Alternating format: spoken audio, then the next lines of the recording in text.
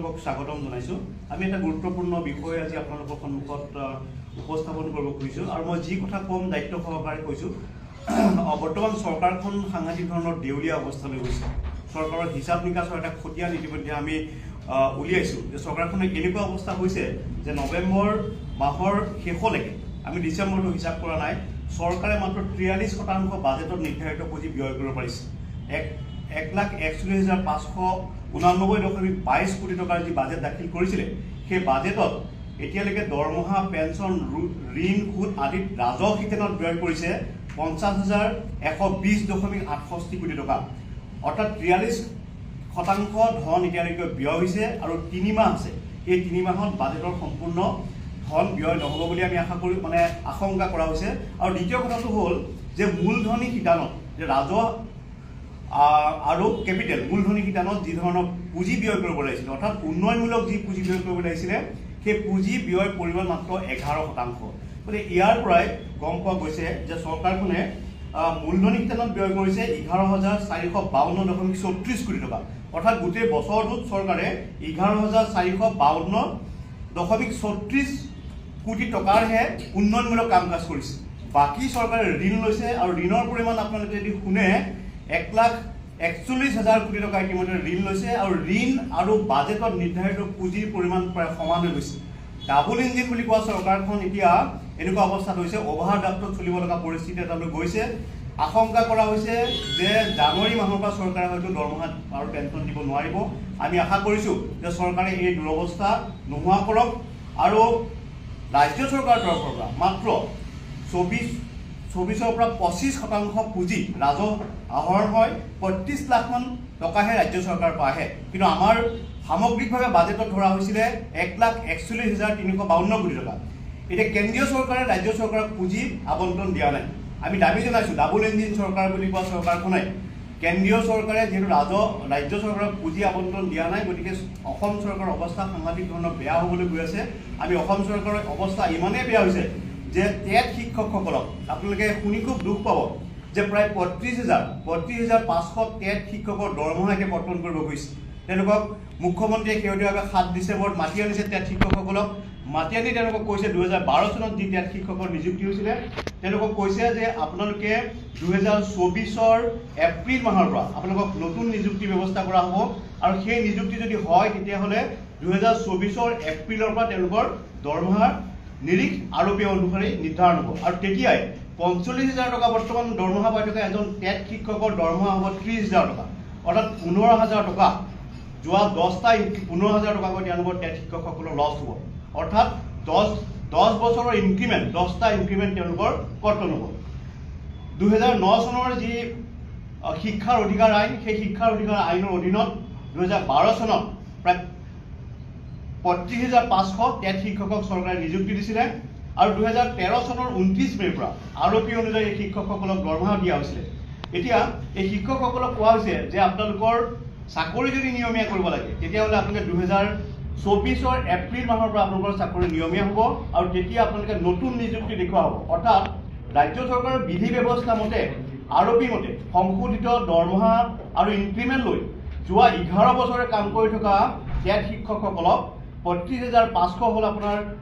Primary আৰু upper primary আৰু প্ৰায় 7,000, প্ৰায় 42,000 শিক্ষক, 42,000 টেট শিক্ষকক এতিয়া নতুনকৈ নিযুক্তি দিয়াৰ ব্যৱস্থা কৰিছে। তেওঁলোকৰ নতুন গাঁথনিত দৰমহা হ'ব। অৰ্থাৎ প্ৰতিজন টেট শিক্ষকে আগৰ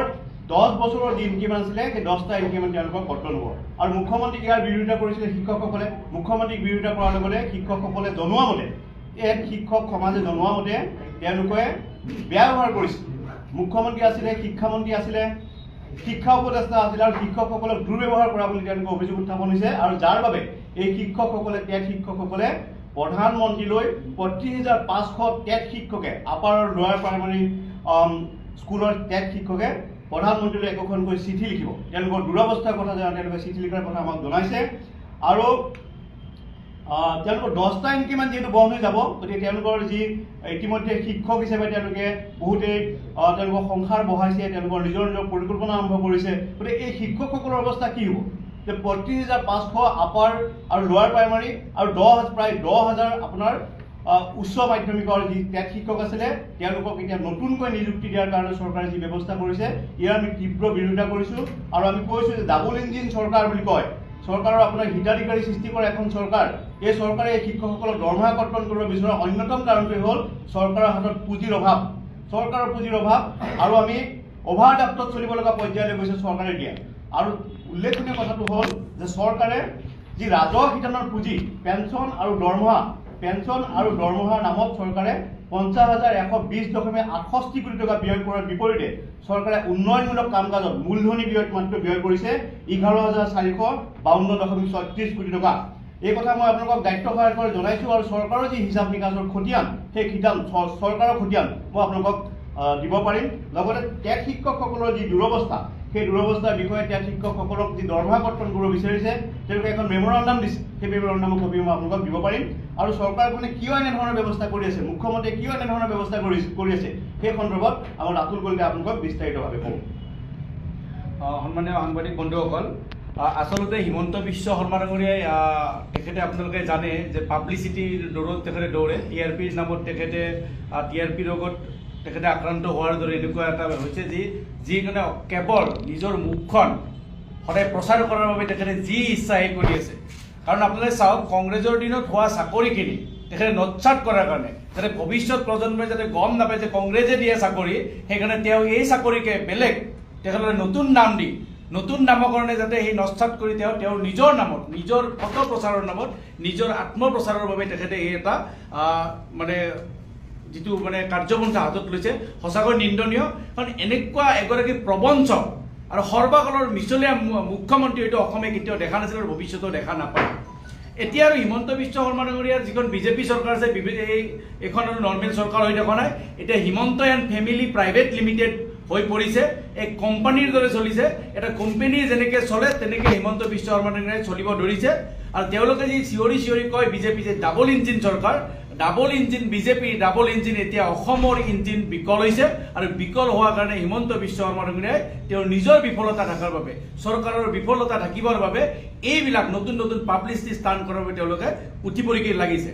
মই এটা কথা ক'ব বিচাৰিম যে তেখেতে সদায় হিতাধিকাৰীৰ কথা কয় কিন্তু এই হিতাধিকাৰী সৃষ্টি কৰি যি অংক কৰিছিল সেই অংকত এতিয়া তেওঁৰ আউল লাগিছে আৰু এই আউল লগাৰ কাৰণে তেওঁ ডেইলি এতিয়া পাৰিলে প্ৰতি মাহে হাজাৰ কোটি টকা তেওঁ ধাৰ ল'বলগীয়া হৈছে আৰু এনেকুৱা ধাৰ গৈ এতিয়া মাৰ্চ মাহলৈকে আমি কোৱা কথা নহয় লোকসভাত বিত্তমন্ত্ৰীয়ে কোৱা কথা মাৰ্চ মাহলৈকে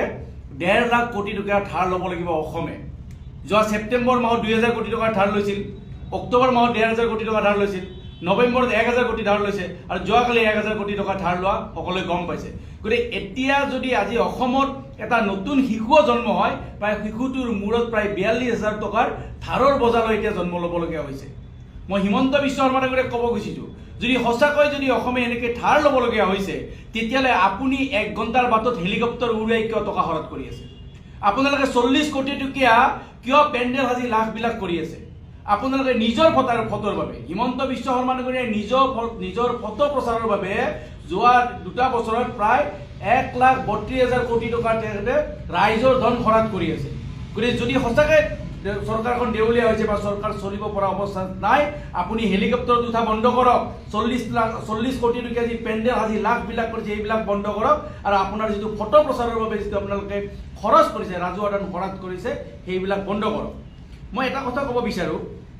হয় কেতিয়াবা কি হয় এনেকুৱা এটা চিটুৱেশ্যন হৈছিল আপোনালোকে দেখিছে AGPৰ সময়ত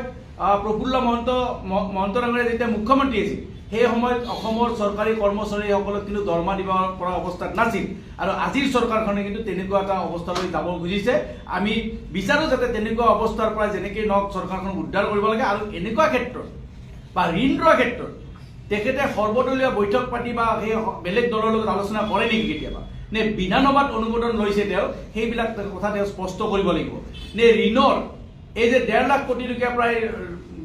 ঋণৰ বোজা অসমৰ ৰাইজক বন্ধকত থৈ যেতিয়া 1.5 লাখ কোটি টকা যে ঋণৰ বোজা জাপি দিব বিচাৰিছে নে অসমৰ ৰাইজক বন্ধকত থৈ তেওঁ নিজৰ লাখবিলাক কৰি থাকিব বিচাৰিছে সেইবিলাক কথা আচলতে তেওঁ স্পষ্ট কৰিব লাগে নে আমি এনেকৈ ক'ব বিচাৰিম যে হিমন্ত বিশ্বৰ পৰিয়ালে যে চাহ বাগিচা কিনি আছে মাটি কিনি আছে প্ৰথমতে 30 বিঘা তাৰপিছত 50 বিঘা তাৰপিছত 100 বিঘা এতিয়া উত্তৰাখণ্ডত 1000 বিঘাৰ কথা শুনিছোঁ বা ৰিজৰ্টৰ কথা শুনিছোঁ ডেইলি চেনেলৰ কথা নিউজ চেনেলবিলাক যে কিনি আছে নে এনেকুৱা মানে কামৰ বাবে হিমন্ত বিশ্ব শৰ্মাৰ ধাৰ লৈ আছে সেইবিলাকো স্পষ্ট কৰক নতুবা আমি যোৱা বাজেটৰ সময়ত আমি এটা কথা গম পাইছিলোঁ যে অসম চৰকাৰে প্ৰতি বছৰে প্ৰায় 9000 কোটিতকৈ বেছিকৈ ঋণৰ বাবদ সুদ দিব লাগে নে অকল সুদ মাৰিবৰ বাবে তেওঁ এইবিলাক ধাৰ লৈ আছে নে কৰ্মচাৰীক দৰমহা দিয়াৰ বাবে ধাৰ লৈ আছে নে হিতাধিকাৰী সৃষ্টি কৰাৰ বাবে ধাৰ লৈ আছে এইখিনি কথা হিমন্ত বিশ্ব শৰ্মাৰ স্পষ্ট কৰিব লাগে ধন্যবাদ জনাইছোঁ।